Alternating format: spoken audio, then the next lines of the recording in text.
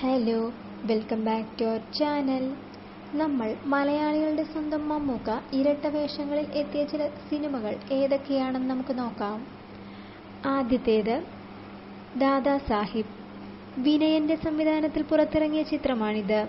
S Suresh ബാബുവും വിനയനും ചേർന്ന് ഒരുക്കിയ ഈ ചിത്രത്തിൽ ദാദാ സാഹിബ്, സുബൈദർ അബൂബക്കർ എന്നീ രണ്ട് കഥാപാത്രങ്ങളെയാണ് മമ്മൂട്ടി അവതരിപ്പിച്ചത്.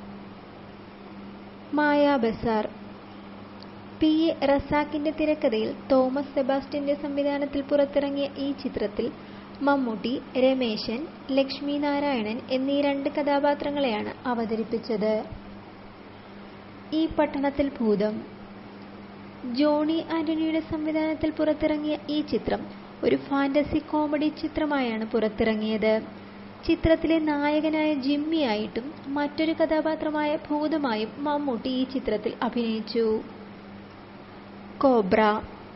ആന്റോ ജോസഫ് നിർമ്മിച്ച് ലാലിന്റെ സംവിധാനത്തിൽ മമ്മൂട്ടിയും ലാലും പ്രധാന കഥാപാത്രങ്ങളെത്തിയ ഈ ചിത്രം രാജ എന്ന പ്രൊഫഷണൽ ബോക്സറായും ശിവദാസ് നായിഡു എന്ന മലേഷ്യൻ ഗുണ്ടയായും മമ്മൂട്ടി ഇരട്ട വേഷങ്ങളിലെത്തുന്നു.